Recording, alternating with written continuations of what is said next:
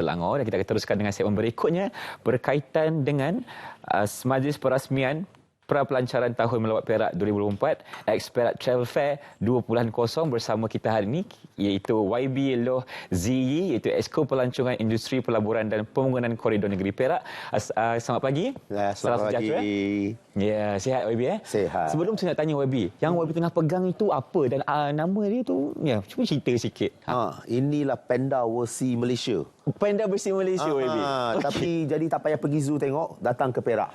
Nama dia Kopiro. Kopiro. Saya dengar ada pasangan dia juga. Pasangan dia belum sampai lagi. Belum sampai lagi. Okey YB, kita nak bercakap mengenai Tahun Melawat Perak pada tahun 2024 yang akan dilaksanakan nanti. Jadi mungkin YB boleh terangkan sedikit mengenai latar belakangnya, tema dan sebagainya. Silakan YB. Okey, kalau berkata mengenai Tahun Melawat Perak, sebenarnya kita pernah buat pada tahun 2017. Okey, jadi inilah kali kedua. Bukan kali kedua, kali yang selepas tu lah. Okey, so jadi pada 2017 kita bertemakan wow. Bukan yang wow layang-layang, tapi wow WOW tu. Menakjubkan. Menakjubkan, tapi bukan pendek macam tu sebab orang Perak ni dia dalam sikit. Dalam sikit. Dalam sikit. So wow dia tu World of Wonders. World of Wonders. Okay. Tapi kali ini kita dengan tema yang seterusnya kita panggil Promising Perak. Promising Perak. Okey. Apa yang cuba ditengahkan dengan tema Promising Perak ni YB? Untuk itu kena datang ke Perak tengok sebab kita menjanjikan memang kelainan dan juga dia menjanjikan satu orang kata apa, pengalaman. Okey, yang eksklusif. Okey. Seperti mana yang YB maklumkan sebentar tadi, saya beranggapan akan ada program untuk mewawarkan kepada umum berkaitan dengan Tahun Melawat Perak 2024. Jadi mungkin YB boleh jelaskan dengan terperinci? Okey, sebenarnya kalau nak kata program untuk mewawarkan tu memang banyaklah. Tapi yang terdekat ni kita ada satu pre-launch punya mini fair dekat New Central yang akan berjalan daripada 14 ke 16 hingga 16 Julai. Ya, di New Central. Tapi yang kita ada memang ada satu pre-launching punya event pada 15 hari bulan. Okey, saya dengar dekat sana ada Kopiro yang besar dekat New Central, betul ke? Kalau nak selfie ke wifi ke apa boleh pergi sana. Okey. Selain daripada prapelancaran tu, apa lagi yang akan dilaksanakan sehubungan dengan Tahun Melawat Perak 2024 ini YB? Okey, so saya rasa yang paling penting kena ada events lah. Dan kita memang ada banyak events dekat Perak yang kita janjikan akan berlaku di 2024. Okey. Cumanya saya antara kalau nak sebut sebab hari ini 15 minit. Kalau 15 jam boleh lah. Cumanya kita nak cakap sikit-sikit. Sebagai contoh kita ada Pesta Laksa. Pesta Laksa akan dijalankan di Kuala Kangsar. Okey. Dia menjanjikan laksa-laksa dari seluruh Malaysia. Okey, dan juga untuk kalau bahagian berlainan di Perak pun memang dia ada perbezaan dia. Ada perbezaan laksa. Ada perbezaan. Laksa aja. Laksa tu pun ada perbezaan. Apatah lagi kopi. Kan. Itu belum termasuk yang lain-lain semualah. Okey, YB. Nak tanya kenapa NU Central dipilih sebagai lokasi untuk prapelancaran ini? Of course, Perak sebagai negeri pelancongan, kita ada salah satu strength kita adalah pelancongan domestik. Dan ramai daripada pelancong kami yang datang daripada belah-belah Klang Valley. So dari situ kita mulakan pre-launch kita di Klang Valley dululah. Okey, itu target kita untuk mereka yang berada di Klang Valley. YB, bercakap mengenai Tahun Melawat Perak ini, pastinya kita tidak akan lari daripada bercakap mengenai pelancong. Jadi kita nak sasarkan berapa ramai pelancong untuk datang bagi tahun 2024, Tahun Melawat Perak nanti. Tahun 2024 kita menyasarkan lebih kurang 8 juta. Okey, sebab dari segi itu kita punya sasaran 8 juta kita rasa agak realistik, tetapi mencabar jugalah. Sebabkan kita dah dengan situasi selepas pandemik COVID ni, jadi kalau kita nak lihat pada behavioral pattern tu, mungkin ada kelainan sikit. Tapi kita secara realistik kita menyasarkan 8 juta. 8 juta secara amnya. Jadi bagaimana keadaan ini ataupun sasaran 8 juta ini mampu membantu ekonomi anak-anak muda ataupun mereka yang berada di Perak dalam kita melaksanakan Tahun Melawat Perak nanti? Dari segi ini bagi saya dan saya rasa bagi pihak kerajaan pun kita sentiasa percaya kepada apa dikatakan kita perlu mendemokrasikan sektor pelancongan atau merakyatkan sektor pelancongan. Jadi untuk segi ini kita percaya pada di mana pelancong dia perlu melibatkan rakyat semua. Dan di situ juga kita percaya pada apabila pendapatan yang dijana perlu dibawa. Jadi sebagai contoh, kita sekarang sedang giat melakukan promosi. Sebagai salah satu contoh saja, kita melakukan promosi antara jajaran Kuala Kangsar ke Hutan Belum. Okey. Jadi di sini kita tengok ada banyak kawasan kampung, perkampungan, UNESCO dan sebagainya. Dan di sini di mana kita katakan apabila pelancong sampai, kita melibatkan penduduk desa supaya mereka mempunyai satu saluran atau saliran pendapatan supaya mereka tidak perlu berhijrah ke bandar. Baik, kita menggunakan resources yang ada di kawasan desa itu untuk kita mempromosikan pelbagai kebudayaan yang ada. Okey, saya pun tengah pegang satu kopi ro yang comel ni, tapi YB punya lagi besar daripada saya lah.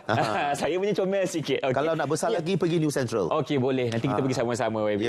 Okey, kita nak bercakap lagi berkenaan dengan Tahun Melawat Perak ini, dan apakah antara pelan dan juga perancangan negeri Perak untuk mempromosikan Tahun Melawat Perak ini di peringkat domestik dan juga antarabangsa? Okey, jadi dari segi plan di domestik itu, saya rasa secara lahirnya kita Perak memang kita mempunyai jajaran lebuh raya utara selatan terpanjang. Jadi secara kebiasaannya itu memang dah ada. Tetapi juga kita, of course, kita cuba bekerjasama dengan pihak kementerian.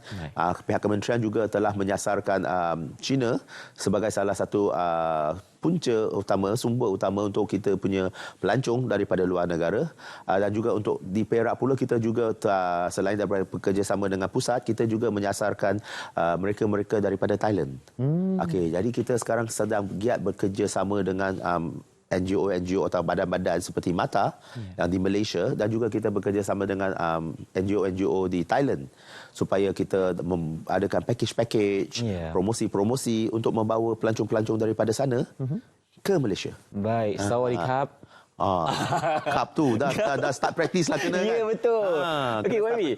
Kita nak bercakap lagi mengenai promosi kan. Jadi apakah antara platform digunakan oleh Perak sendiri untuk kita mempromosikan supaya lebih ramai yang tahu tentang kewujudan Tahun Melawat Perak 2024 ini?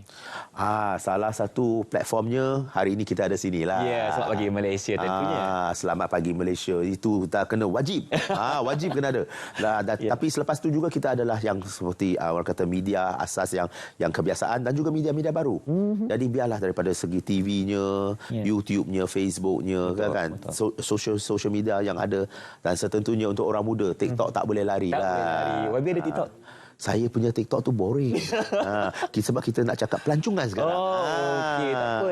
Kita boleh sama-sama kita mempromosikan TikTok YB untuk kita melihat kepada keadaan di mana kita ingin mempromosikan Tahun Melawat Perak 2024 nanti. Okey, kita nak bercakap mengenai harapan YB juga sebenarnya kepada mereka di luar sana untuk kita berkongsi dan juga kita memeriahkan lagi Tahun Melawat Perak untuk tahun 2024 ini. Okey. Jadi harapan kita setentunya kita seru pada mereka yang ada semua di Malaysia ni, datanglah ke Perak.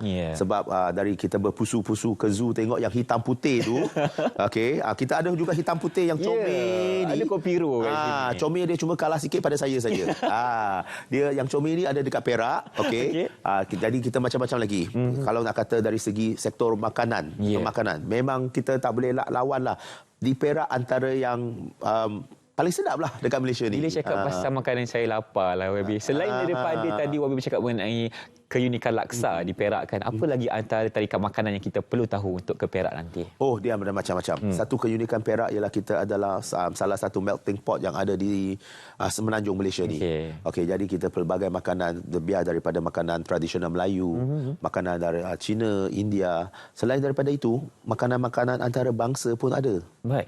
Yang lebih autentik, yang dia bukan kata 5-star cuisine ke apa, tapi gerai-gerai warung-warung. Contohnya kita ada makanan Thailand. Yang memang dimasak oleh mereka daripada Thailand, bukan kita yang nak ciplak mereka. Betul. Okey, ada masakan Vietnam, masakan lain-lain. Memang cukup banyak. Okey, itu antara tarikan yang kita akan bawakan dalam kita Tahun Melawat Perak bagi tahun 2024 nanti. Dan terima kasih saya ucapkan kepada YB Loh Ziyi. Dan lagi satu, kita nak YB promosikan tentang karnival kita yang akan dilangsungkan di NG Central nanti. Lagi sekali. Lagi sekali. Datanglah beramai-ramai. Sebab yang kita tengok kopi ro ni, yang Irfan pegang kecil, yang ni pun kecil. Kita nak cari yang besar punya, sila datang ke New Central. Bila itu YB? 14 ke 16. Okey, kalau ikut masa dia, pagi sampai malam ke? Ya. Akan sentiasa ada Kopi Ro besar kat sana. Dia bukan saja Kopi Ro. Okey. Kita juga ada pemain-pemain industri yang ada di sana dan kita boleh lihat produk-produk yang ada di Perak di situ. Okey, kita boleh cubalah datang memeriahkan dan merasai kenikmatan yang ada di Perak. Okey, terima kasih lagi sekali saya ucapkan kepada Wabilo Zee berkaitan dengan majlis perasmian pra-pelancaran Tahun Melawat Perak 2004 dan juga Perak Travel Fair 2.0.